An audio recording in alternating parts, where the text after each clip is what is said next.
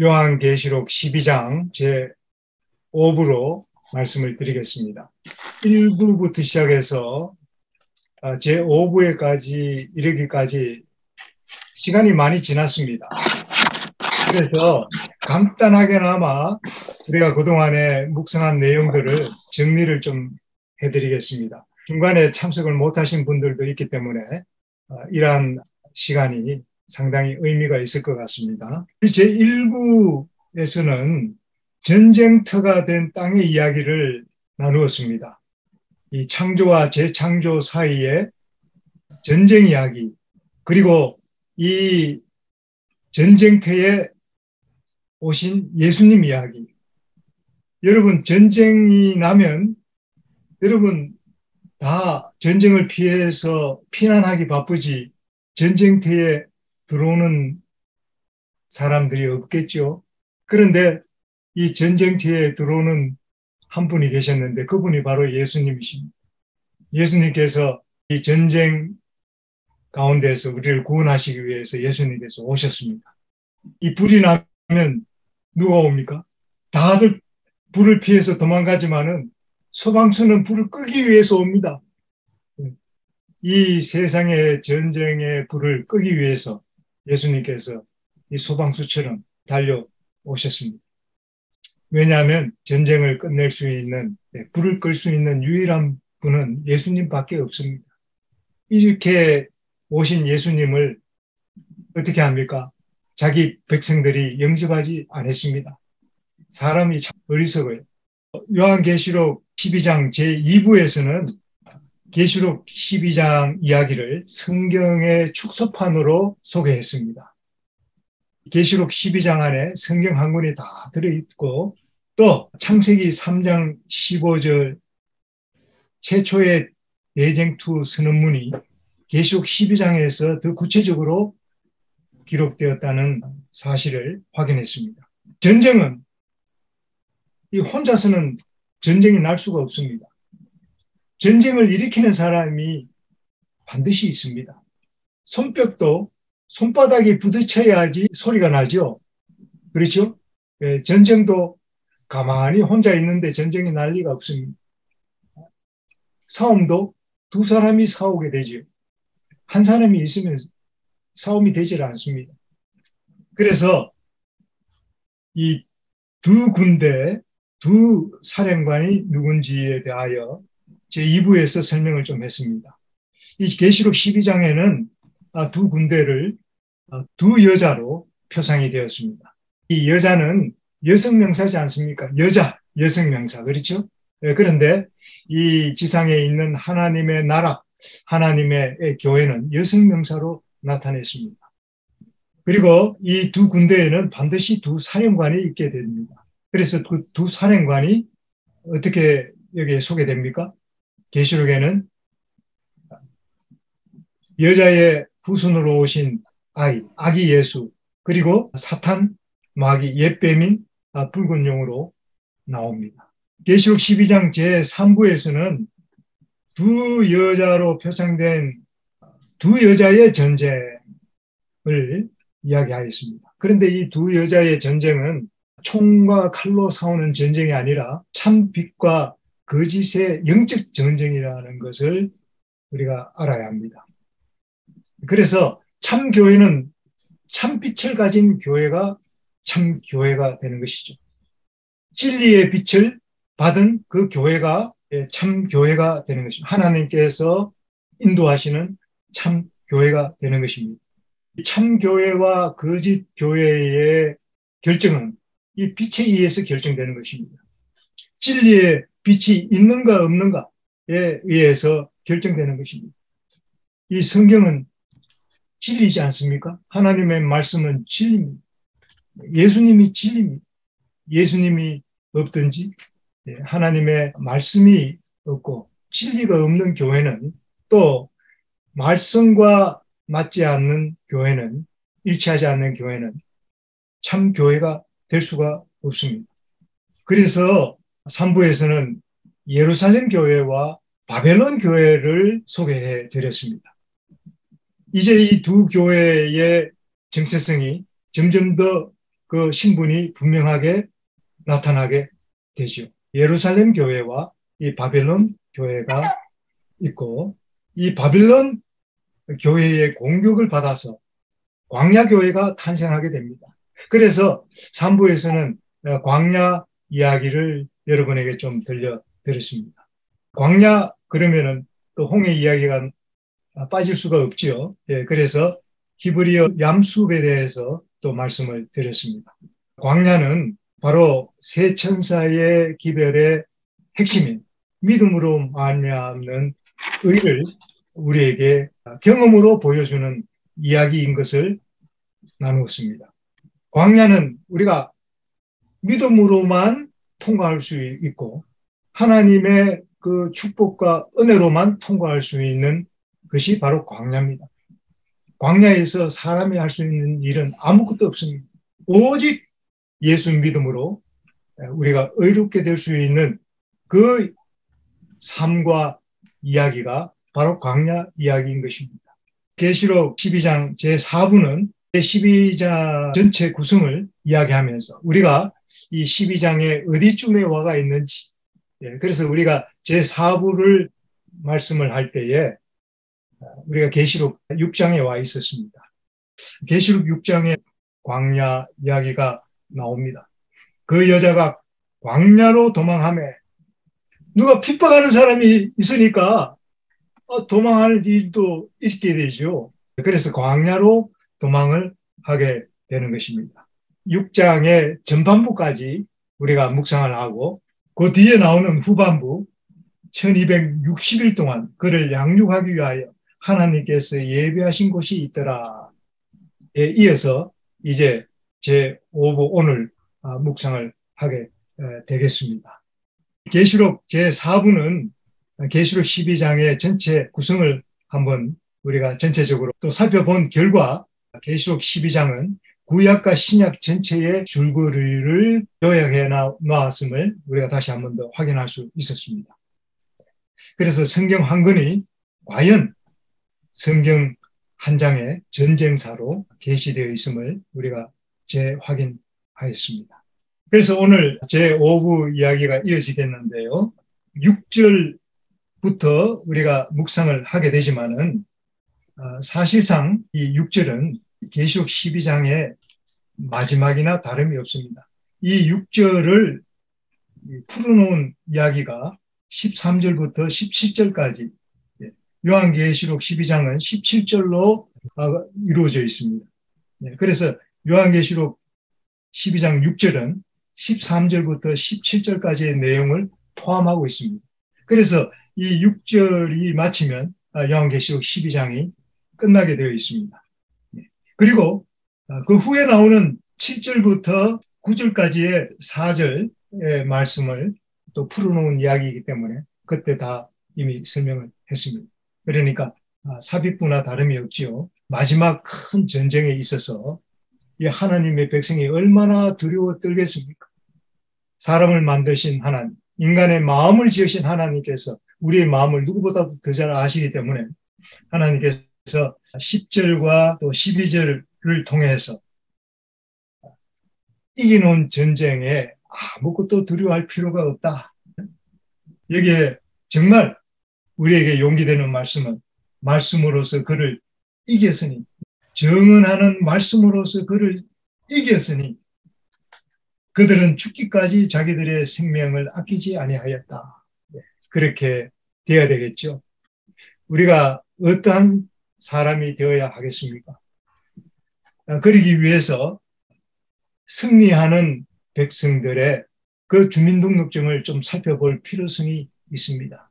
그래서 오늘 6절부터 살펴보도록 하겠습니다.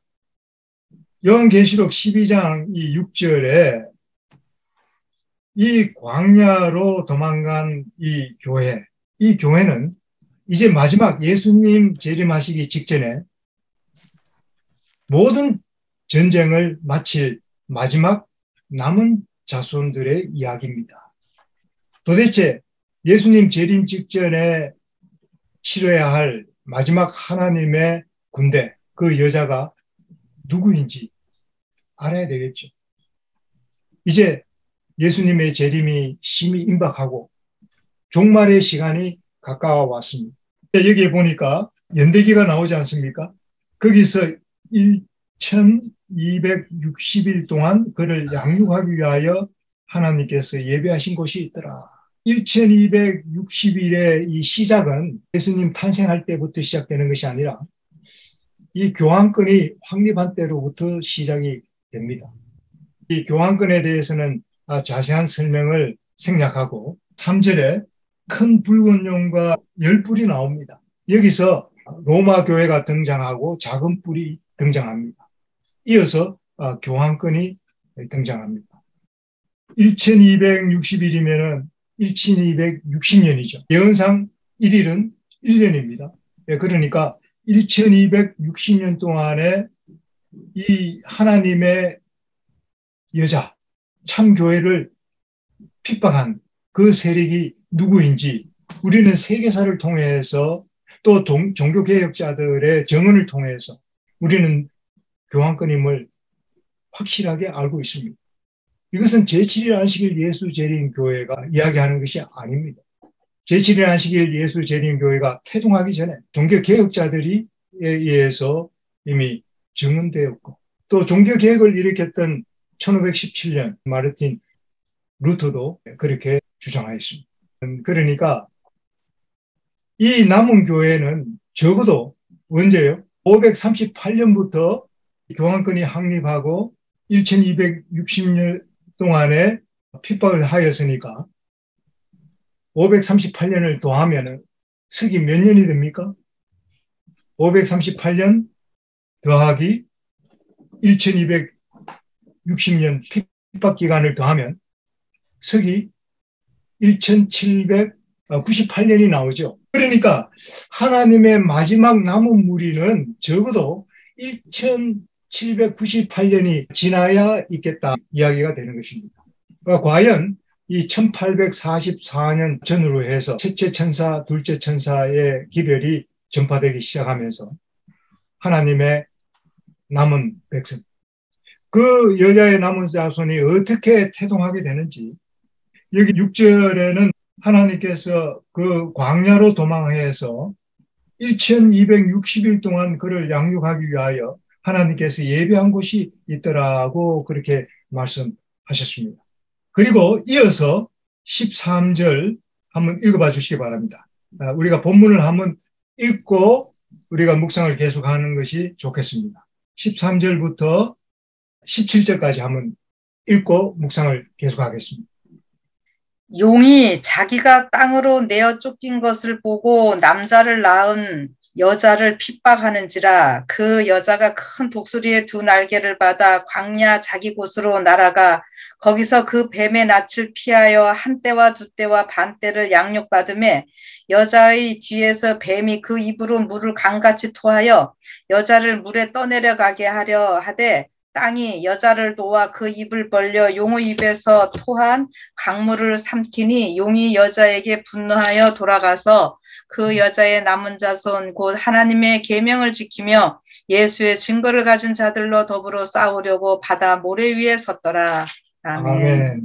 여기에 1260년 동안에 일어난 일에 대하여 또 그 이후의 일에 대하여 계속해서 이 성경은 이렇게 13절로 17절까지 기록하고 있습니다.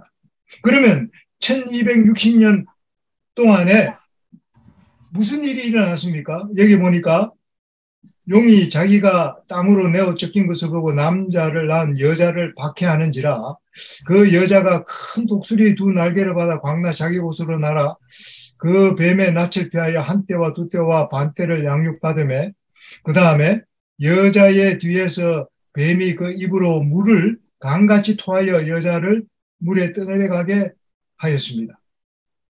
그리고 땅이 여자를 도와 그 입을 벌려 용의 입에서 토한 강물을 삼키. 우리가 이 15절, 16절 말씀을 읽으니까 꼭 누구 이야기를 듣는 것 같습니까?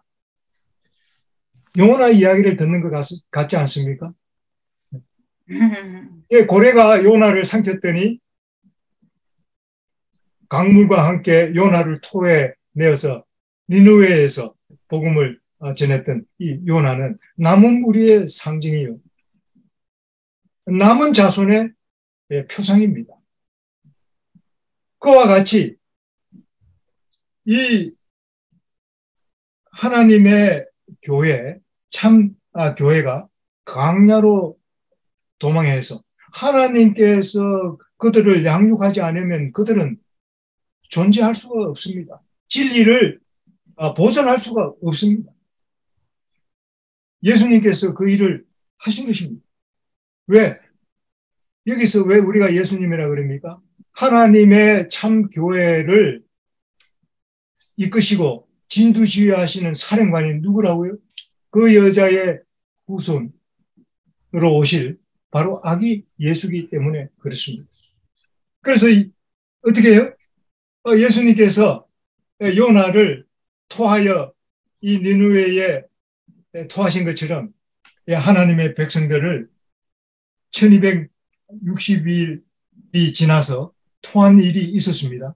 이 이야기가 무슨 얘기입니까? 1620년, 바로 한때와 두때와 반때는 538년부터 시작해가지고 1798년에 끝나는데 그 사이에 무슨 일이 있었습니까? 1517년에 종교개혁이 일어났고 그 종교개혁으로 말미암아 이 개신교회가 탄생하게 됩니다. 그리고 1620년에 이 청교도들이 미국으로 이주하게 됩니다. 그야말로 메이플라워 그 고래배가 바로 뭐였어요? 메이플라워호입니다. 메이플라워호. 고래배를 타고 국사일생으로 어디에다가 토를 했습니까? 뉴욕. 대생을 건너서 미국 플리머스에 상륙하게 됩니다. 그렇게 해서 이제 남은 자손이 오늘날에 저희가 살고 있는 이 미국 땅에 살게 되고 미국이 1776년에 독립하게 되고 여기서 하나님께서 누구를 양육하시는 것입니까? 하나님의 백성, 마지막 전쟁을 치를 이 백성들을 양육하게 되는 것입니다. 이들에게 정말 위로의 말씀이 필요하겠습니까? 1260년 동안의 핍박을 피해서 지친 이 백성들이 이제 이 땅, 오늘날의 이 미국 땅에 아무것도 없는 이 광야에서 그들에게 참 용기가 필요하겠습니까? 그래서 이 말씀으로 이 요한계시록 12장이 마치기 전에 하나님께서 용기 되는 말씀을 먼저 삽입해 두신 것입니다. 얘들아, 걱정하지 마라. 너희는 이미 이겨놓은 싸움을 싸우는 거란다. 그러므로 나만 바라보고 앞으로 전진만 하거라. 그렇게 위로의 말씀을 전하는 것입니다. 그런데 도대체 이 여자의 신분이 누구인가? 하나님의 백성 참 교회인 줄은 아는데 그걸 어떻게 아는가? 그래서 이 17절이 있는 것입니다. 17절. 17절을 다시 한번 읽어봐 주세요. 용이 여자에게 분노하여 돌아가서 그 여자의 남은 자손 곧 하나님의 계명을 지키며 예수의 증거를 가진 자들로 더불어 싸우려고 바다 모래 위에 섰더라. 예, 여러분 우리가 참 안만 들어도 힘들어하는 말씀 중에 하나입니다. 예. 너무 이 말씀이 부담스러워서 하나님의 계명에 대하여 말도 잘 못해요. 안식일에 대해서 잘 말도 못합니다. 상대방의 비유를 건드리고 상하게 할까봐 우리는 이 하나님의 계명에 대하여 우리가 믿고 또 지키는 일에 대하여 우리는 가서 우리가 가르치고 지키게 해야 할 사명을 가지고 있습니다. 그런데 이 하나님의 말씀을 부끄러워하면 주께서 우리를 부끄러워할 것입니다. 세상이 우리를 어떻게 취급하는지에 대하여 우리가 두려워하지 말고 하나님께서 우리를 어떻게 취급하시는지에 대하여 우리가 두려운 마음으로 하나님의 명령을 우리가 달게 받는 하나님의 말씀을 순종하는 것을 우리의 행복과 기쁨으로 삼아서 우리가 그렇게 살아가야 될 것입니다. 영생의 말씀이 여기 있는데 우리가 이 영생의 말씀을 부끄러워하면 되지 않습니다. 여기에 그 여자의 남은 자손, 곧 이 남은 자손을 설명하면서 하나님의 계명을 지키며 예수의 증거를 가진 자들이라고 소개하고 있습니다. 이 하나님의 이 계명을 지킨다는 것은 10가지 계명을 다 지키는 것을 의미하는 것입니다. 여러분, 하나님의 계명을 9가지만 지켜도 잘하는 것입니다. 그러나 그것은 하나님의 계명을 지키는 것이 아닙니다. 이 10가지 계명의 하나하나는 다 연결되어 있습니다. 첫째 계명을 지켜야 둘째 계명을 지킬 수 있고, 또 둘째 계명을 지켜야 셋째 계명을 지킬 수 있고, 셋째 계명을 지켜야 넷째 계명을 지킬 수 있습니다. 우리가 다른 말로 하면 셋째 계명, 하나님의 이름을 망령되이 일컫는 사람이 넷째 계명을 지킬 수 있겠습니까? 못 지킵니다.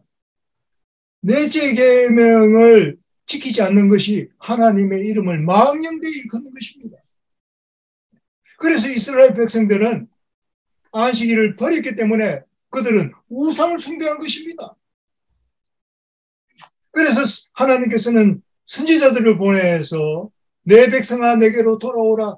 모든 우상을 버리고 내게로 돌아와서 나를 섬기라고 이야기를 하십니다. 안식일을 회복하라고 이야기를 하시는 것입니다. 그래서 이 10가지 계명은 10가지 계명이 아니라 하나의 계명입니다. 하나의 계명. 그렇기 때문에 이 하나님의 계명을 지킨다는 것은 10가지의 말씀을 다 지켜야 하나님의 계명을 지키는 것입니다. 그런데 이 안식일 계명을 우리가 무시하고 10가지 계명을 10가지 말씀을 지킨다고 말할 수가 없는 것입니다.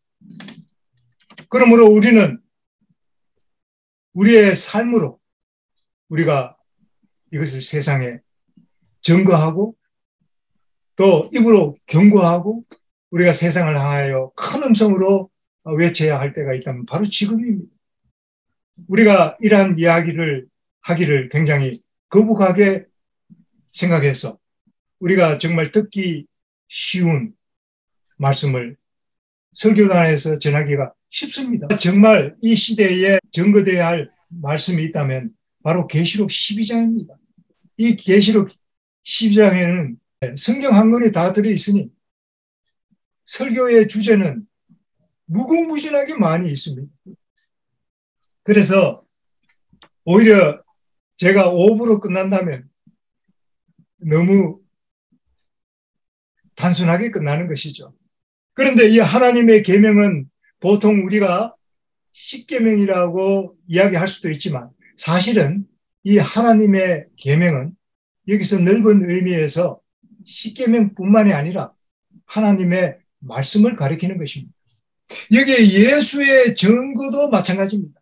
이 성경 안에는 하나님의 계명과 예수의 증거가 다 들어있어요. 그래서 하나님의 계명을 지키며 예수의 증거를 가진 자들이라고 이야기를 할 때에 이것은 하나님의 말씀을 통틀어서 이야기하는 것입니다.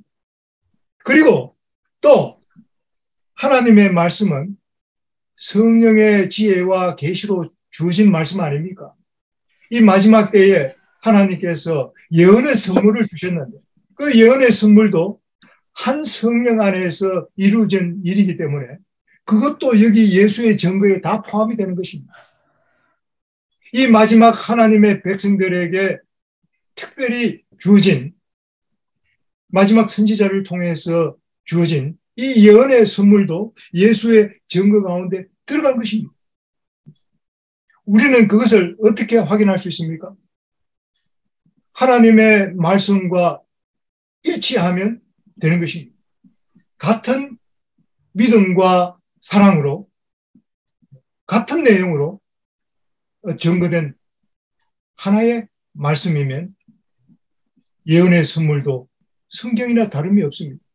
어차피 이 성경에는 이 세상이라도 감당하지 못할 만큼 둘 수 없는 기록되지 않는 많은 이야기가 있다는 이야기죠.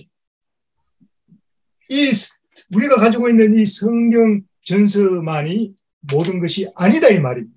그러니까 이 성경에 기록할 수도 있지만 기록하지 않은 내용들을 이 성령께서는 우리에게 선물로 주실 수가 있어요. 그러므로 이 하나님의 계명과 예수의 증거는 우리가 간단하게 이야기하면 하나님의 모든 말씀입니다. 하나님의 모든 말씀. 아멘. 하나님의 모든 말씀입니다. 하나님의 모든 말씀 안에는 바로 예언의 선물도 다 포함합니다. 예언의 선물은 선지자들의 증언은 하나님께서 그들을 통해서 주신 하나님의 말씀이지 선지자 개인의 말씀이 아닙니다. 우리 구약의 선지자들이 자기들이 하고 싶은 말을 기록한 책이 아니에요. 선지자들의 글이라는 것은. 하나님께 말씀을 받아서 당신의 백성들에게 또 누구에게든지 전한 그 글입니다. 오늘도 살아계시는 하나님께서 구약이나 신약이나 언제나 같은 일을 행하시는 것입니다. 그래서 저는 이 복잡한 이야기를 어렵게 설명하지 아니하고 좀 우리가 우리의 수준에 맞게끔 또 누구에게든지 전해도 쉽게 이해될 수 있는 그런 모양으로 전가하기를 원하는 것입니다. 자, 여기서 우리가 또 살펴봐야 할 것은 하나님의 이 계명의 중요성에 대해서 여러분에게 질문을 통해서 살펴보기를 원합니다. 우리가 이 하나님의 계명을 받았지 않습니까? 그 하나님의 계명 가운데 가장 많은 논쟁을 일으키고 있는 계명이 안식일 계명입니다. 넷째 계명입니다. 그런데 이 넷째 계명에 기록된 하나님의 말씀 가운데는 안식일에 아무 일도 하지 말라 그랬어요. 안식일에 왜 우리는 일하지 않고 쉬어야 합니까? 왜 쉬어야 합니까? 왜 하나님께서 일하지 말라고 하셨습니까? 이스라엘 백성들이 광야 교회에 있을 때에 그들이 일을 했습니까? 안 했습니까? 네. 그들은 가나안 땅을 향하여 그들은 여행을 했지, 여행자였었지 아무 일도 안 했습니다. 여행하는 사람이 무슨 일을 해? 그렇죠?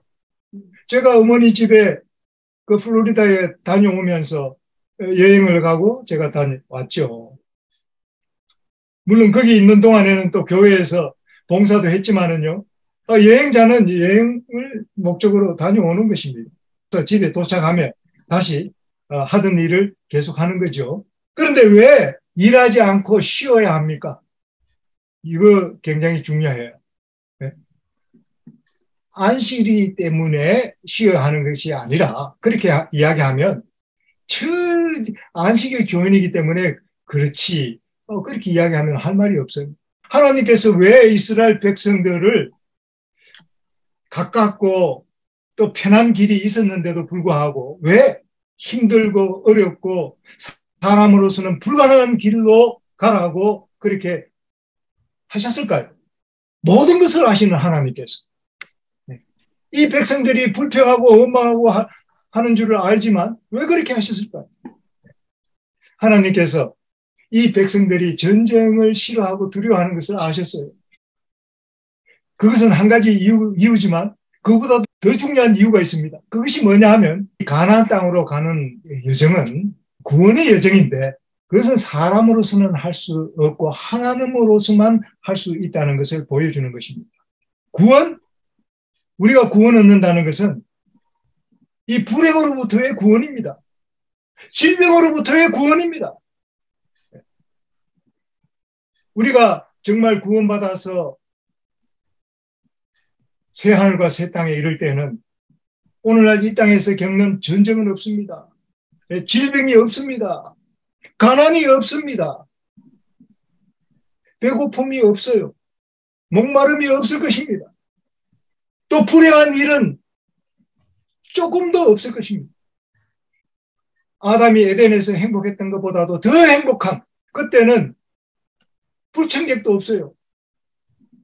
아담이 에덴 동산에 있을 때는 몰래 침투한 사탄이 거기 있었습니다. 그러나 새 하늘과 새 땅에서는 더 영광스럽다는 말이 무슨 말인가? 그때는 죄와 사탄이 완전히 소멸되고 존재조차 없는 새 하늘과 새 땅에서 우리가 영원히 살게 될 것이기 때문입니다. 이 모든 것들을 아시는 예수님께서는 이 적은 무리를 향하여 얼마나 적습니까? 1260년 동안에 광야에 피해서 도망갔던 백성들이 얼마나 적겠어요? 그 알프스 산에 들어가 가지고 숨어서 지내는 사람들이, 알프스 산은 크지만은 그 피할 수 있는 그 동굴은 얼마나 크겠습니까? 적은 물입니다. 여기에 여자의 뒤에서 뱀이 그 입으로 물을 강같이 토하여 여자를 물에 떠내려가여 땅이 여자를 도와 그 입을 벌려 용의 입에서 토한 그 당시에 그 메폴라오 배를 타고 온 사람의 숫자는 정말 적은 무리였습니다. 한 사람도 죽지 않고 다 살아야 120명이었어요. 정말 적은 무리였습니다.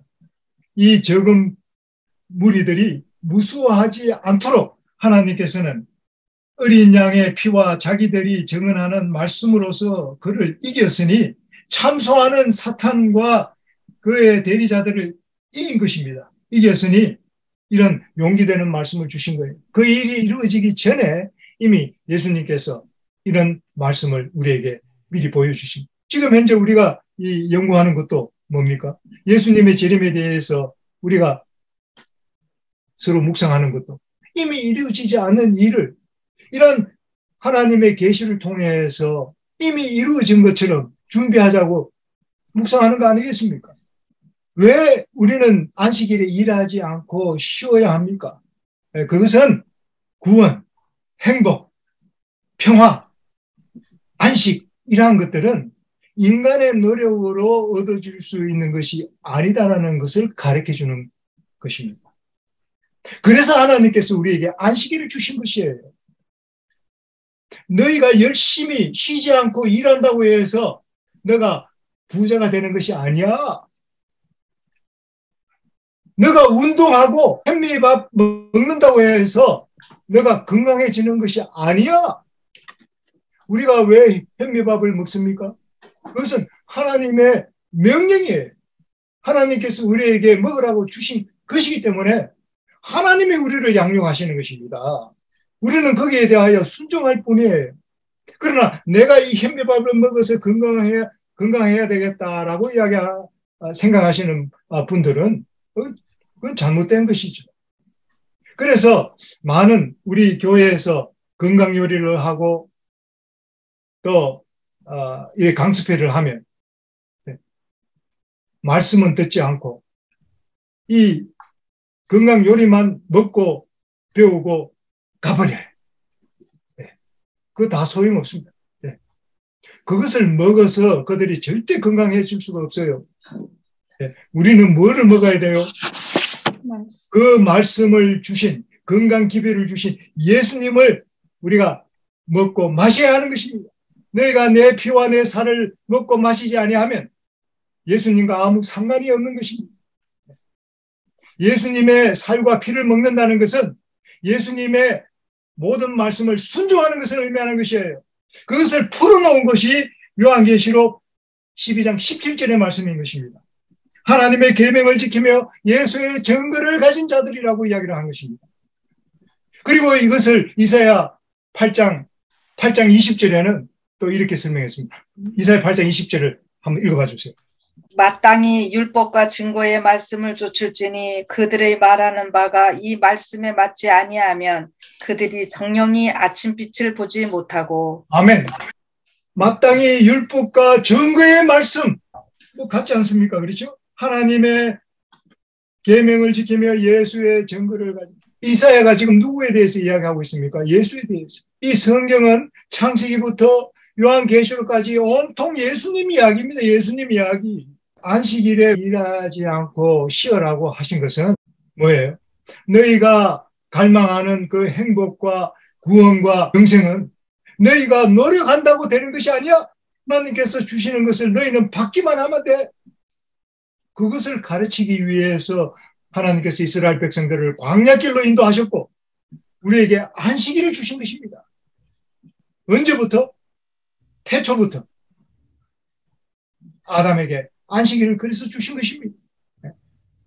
그런데 아담이 그 약속을 어긴 것이 자기 지혜로, 자기 지식으로 행복해지고 뭘 해보겠다고 하다가 결국에는 실패한 것입니다.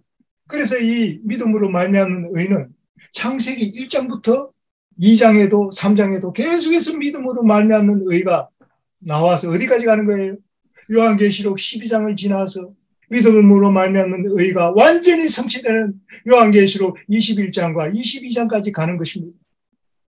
그래서 이 성경은 믿음으로 말미암는 의의 책이요. 그것이 하박국서나 로마서에만 나오는 것이 아닌 것입니다. 믿음으로 말미암는 의는 처음부터 있었던 것입니다. 그래서 안식일 왜 하나님께서 쉬어라 하셨나? 우리가 피곤해서 쉬어라 한 것이 아니에요.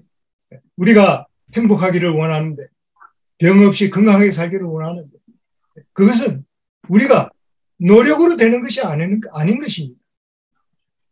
오직 예수님께서만 하실 수 있는 것입니다. 그래서 예수님께서 출애굽기 15장 26절에 내가 너를 고치는 의원이라고 그렇게 말씀하지 않으셨습니다.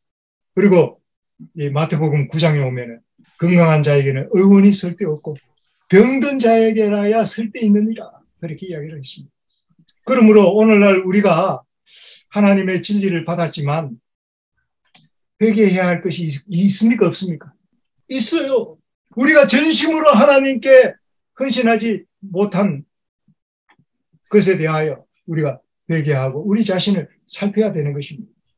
우리가 마땅히 연구할 만큼 연구하지 못해서 우리가 잃어버렸던 시간과 또 하나님께서 우리를 통해서 성취할 수 있었던 기회를 잃어버렸던 일들에 대해서 우리가 알지 못하는 그런 허물과 죄들이 많이 있겠지요. 그래서 언제나 하나님 앞에 겸손히 행하며 회개하며 살아야 하는 것이죠. 우리 앞에 큰 전쟁이 있고 하나님께서는 이 백성들을 위로의 말씀까지 다 해주셨습니다. 그래서 이 성경이 왜 기록됐습니까? 이 큰 전쟁을 앞두고 우리에게는 뭐가 필요해요? 위로가 필요해요. 위로가. 우리를 격려해 줄 격려의 말씀이 필요한 거예요. 예수님도 그것이 필요했습니다. 예수님이 십자가를 지기 불과 6개월 전에 무슨 일이 있었습니까? 예수님을 위로하러 나타났던 두 사람이 있었죠. 그것을 우리는 변화산의 경험이라고 이야기를 합니다. 그때 세 사람이 따라가서 그 장면을 목격했습니다. 그래서 장막 셋을 짓자고 그렇게 제안을 했죠. 예수님도 위로가 필요해서 아버지께서 예수님을 가장 잘 담고 위로할 수 있는 두 사람을 보내주셨습니다. 그 사람이 누구예요? 모세와 엘리예요. 모세와 엘리. 장차 예수님 재림하실 때에 죽었던 자들이 부활하게 될 표상이었던 모세와 끝까지 살아남은 자들이 호련히 변화되어 공중에서 주를 영접할 무리를 표상하는 엘리야. 이 두 사람만이 죽어서 승천하고 살아서 승천한 이 두 사람만이 예수님을 위로할 수 있어서 아버지가 이 두 사람을 보낸 것입니다. 오늘날 이 마지막 큰 전쟁을 앞두고 우리의 십자가를 지고 예수님을 따라가야 할 그 남은 자손에게 예수님께서 이 위로의 말씀을 우리에게 전하신 것입니다. 요한계시록 12장 남은 자손 1260년 후에 일어날 하나님의 마지막 남은 백성에 대하여 이렇게 13절부터 17절까지 이야기가 마치는 것입니다. 그리고 그 전쟁은 계속됩니다. 우리가 예수 그리스도의 재림을 기다리는 동안에 이 전쟁은 계속됩니다. 그러나 이 전쟁은 이미 승리한 전쟁입니다. 만약에 우리가 실패한다면 그 실패의 책임은 예수님에게 있는 것이 아니라 우리에게 있습니다. 가나안 변경에서 우리가 가나안 땅에 들어가지 못한다면 그거보다도 더 억울한 일이 없겠지요. 만약에 우리가 가나안 땅에 들어가지 못한다면 우리가 어떤 부류의 사람이 되어야 하겠습니까? 모세와 같이 죽어서 첫째 부활에 참여하는 자가 되어야 합니다. 우리가 대강 우리가 요한계시록 12장을 이렇게 해서 마쳤습니다. 우리가 하나님 앞에 또 이 75억이 넘는 이 세상 앞에 우리가 어떠한 사람인지 어떠한 존재인지 알아야 합니다. 그래서 하나님께서 주신 이 귀한 선물 하나님의 말씀을 우리가 보존하고 우리가 또 믿어 순종하고 또 가르쳐 지키게 하는 이 대사명이 아직 진행 중입니다.